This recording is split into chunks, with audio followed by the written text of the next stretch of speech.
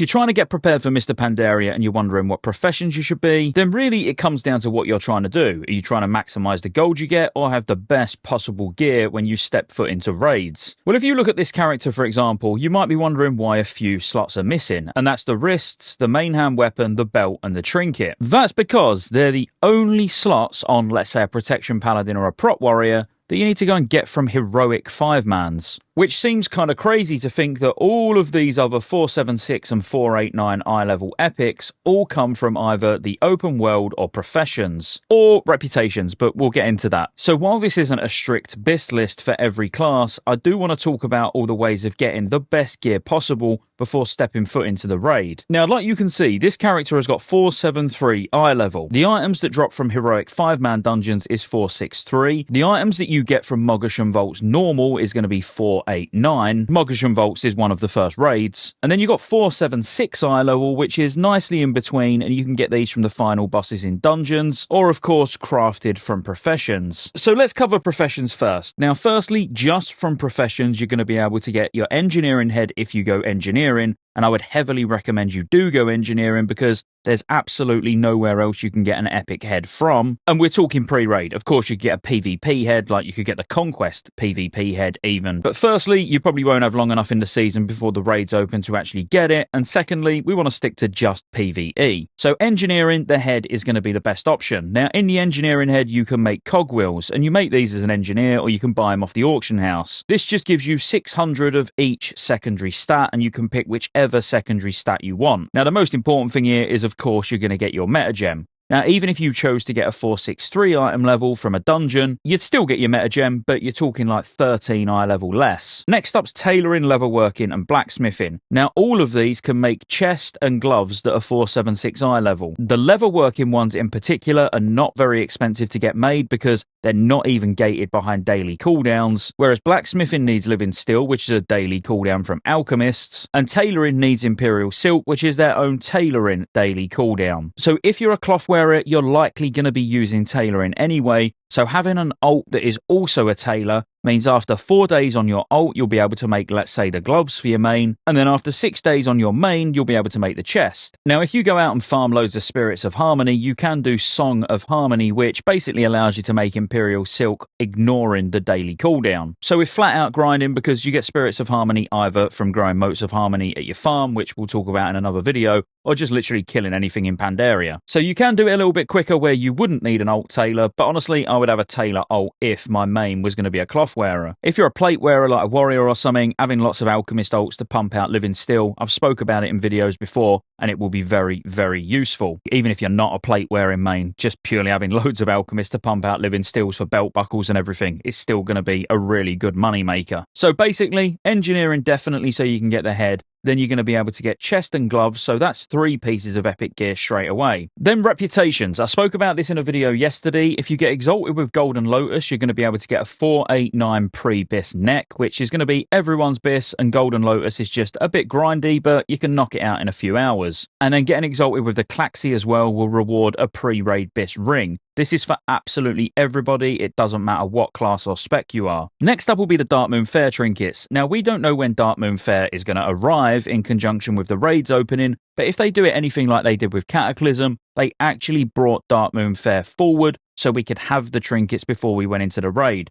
So I would guess they'll do exactly the same thing this time. And that's exactly why I've said having inscription and alchemy on all your alts, or your alt army, whatever you want to call it, to pump out cards each day, because you can only make 1 card per day per scribe, is going to be incredibly important. Because certainly the intellect version for casters, the intellect version for healers, and the strength and agility versions are going to be pre-raid bis. And to be fair, even for tanks, as bad as the Nizual trinket is, you're still going to probably use that as well. Now, depending on how Shah is available, Shah's a world boss, and think of it as Baradin Hold or Vault of Archivon. So Shah might not actually spawn until the raids are open, and I would more or less guarantee that Galleon won't spawn until the raids are open, because Galleon actually drops 496 gear, which is the equivalent of normal Heart of Fear, but Shah drops PvP gloves and legs, tier gloves and legs, and then jewelry like rings and necks and stuff. But we're not bothered about RNG. What we'd be after is the Claw of Anger. So the first time on each character you kill Shah, it's going to drop a quest item that you can go and hand in, and specific to your role, you're going to get a 476 eye level pair of boots. So these are going to be pre-raid bis for absolutely everybody as well. Again, this one we're going to have to wait and see, because if Shah becomes available and starts spawning when the raids open, you're going to go straight into the raids. You're probably not going to bother going and killing Shah straight away. You're going to be stood outside waiting for the raid to open, but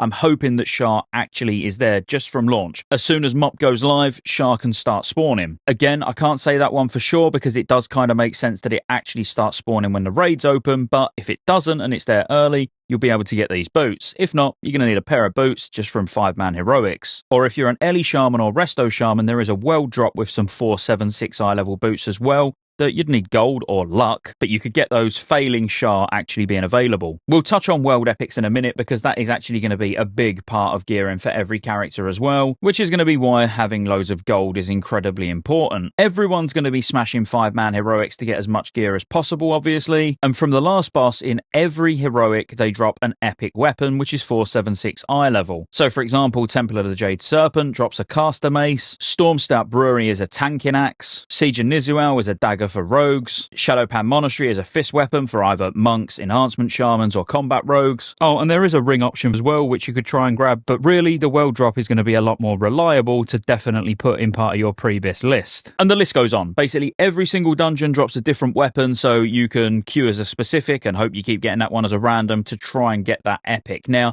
it's got a low drop chance, obviously, so it's not something that you could rely on. You can't say, I will get this weapon before the launch of the raids, because you might not. You might never see it drop. So on this monk, for example, even though I have put it in one of my weapon slots, it's quite unrealistic to say that this is going to be my pre-raid bis, because I might not get it. For some classes, there is another option for epic weapons though, and it's certainly something that I'm going to have my alt doing pretty much 99% of the time that I'm online, and that's pickpocketing. Now, rogues can pickpocket and get Vine junk boxes that have got a chance at dropping an epic dagger and an epic sword. This is nothing new, this has happened all the way since back in Wrath of the Lich King, and as something like a Windwalker monk, I can rely more on getting these swords than I can getting the fist weapon. And there's no difference between them other than the secondary stats, which the secondary stats on the pickpocketed weapons are actually better than what I would get if I was to go and get the ones from the dungeon. Now, this is going to be why gold's going to be incredibly important, because I can't reliably say, yep, I'm going to pickpocket 2 of these before the raids open, because,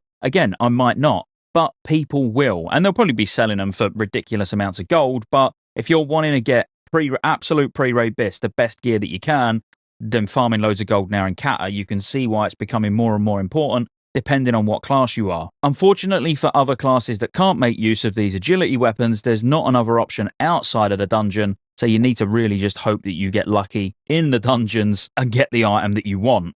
Now, you might be thinking, whoa, why have you not mentioned the inscription weapons? Because every caster and agility user that can use a staff can make use of those. Well, the thing is, that will take 20 days to make, because it takes 20 scrolls of wisdom, which is 20 daily cooldowns. Now, likelihood is the raids are going to launch before you're even going to be able to get these for your mains, but they will be absolutely amazing for your alts. And if you're a caster and you're lucky enough to get the mace from Temple of the Jade Serpent, then for 5 daily cooldowns, which you definitely will be able to get on your scribe, you'll be able to make an offhand, although there is an offhand that you can get as a world drop, which will be particularly cheap as well, so take your pick. Now, before we get onto the world drops, I've got a couple of honourable mentions that are actually going to be absolutely solid, but it does rely on you having a certain profession. Now, first of all, the alchemy trinket is amazing, and if you're going to take challenge modes pretty seriously early on, having engineering and alchemy together is going to be the way to go, because the alchemy trinket holds up all the way through gold challenge modes right the way till the end of Siege of Orgrimmar, because there's not many trinkets that have your primary stat as a proc. So using Zen Alchemist Stone and let's say Relic of Zuen, you've got double trinkets with your primary stat procking on both. And quite honestly, going into raids, so raids are opening night 1, you could go in with alchemy trinket and the relic, the Dark Moon relic,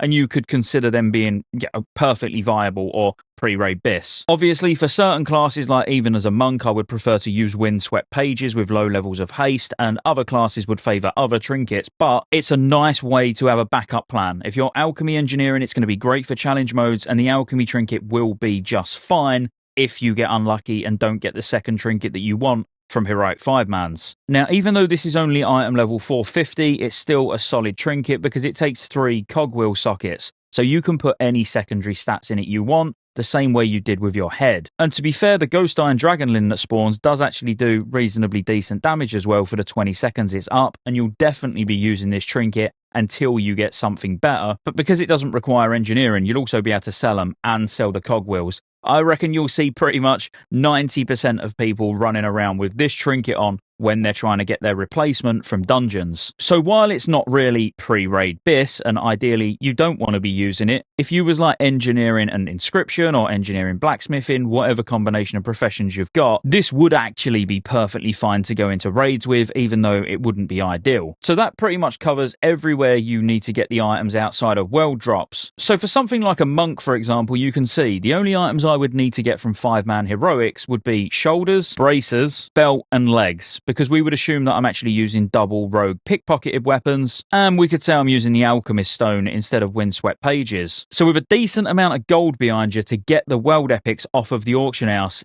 you ain't got to do that much in 5-man heroics, to be fair, and there's not going to be that many world epics that you're going to need. Like in this example, as a Windwalker monk, we're going to want a cloak and we're going to want a ring. That's it. It's 2 items that we're going to have to buy from the auction house, and then if you're not pickpocketing yourself on an ult or something like that, like I will be personally, then you'd probably want to buy 2 weapons as well, which these probably will be expensive. But in terms of world epics, pretty much every class can get a 476 cape. There's a lot of cloth bits that we're not worried about. So head we don't care about because we'd want engineering. There's a chest and 2 pair of cloth hands, which again we're not bothered about because we'd be using crafted gear. The same goes for the leather chest. It will probably be cheaper to buy the crafted gear than it would to be buying this chest. But a couple that are particularly useful would be for malwearers. So as an Ellie Shaman or an Enhancement Shaman or a Hunter, you can get 1 extra epic item over a leather wearer that we was just looking at, because you can actually get a pair of legs as well, which means more gold. And the same goes for plate wearers. Plate wearers are really lucky, and when we looked at my paladin a minute ago that was 475 item level before stepping into raid,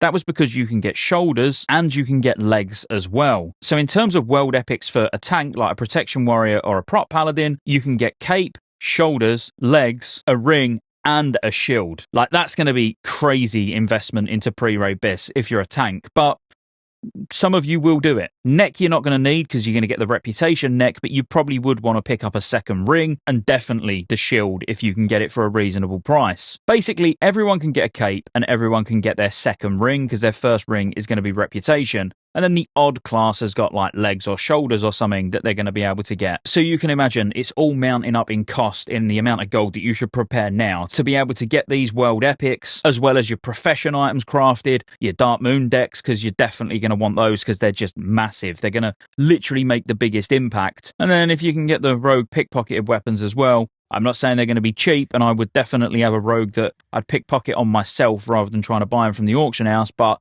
they're going to be particularly useful as well, especially for monks. That's both Windwalker and Brewmaster. And that about covers it. Every class and spec can use this sort of gearing path if you like, and then just fill in the rest of the slots from Heroic 5-mans with 463 gear with your optimal stats on, because there'll be multiple belts that drop, there'll be multiple pairs of wrists that drop, so you want to just pick the right pair that give you the best secondary stats, or just reforge them off and just take any pair that you get, because quite honestly, it's probably not going to make that much of a difference. If you enjoyed the video, as always, be sure to like and subscribe. Plenty more MoP content coming, and the podcast kicked off again last night, so if you want to check that out, it was about a 4-hour episode, and we spoke about lots of MoP stuff, lots of Season of Discovery, Phase 8 stuff as well. Really good one. So I'll see you on the next one.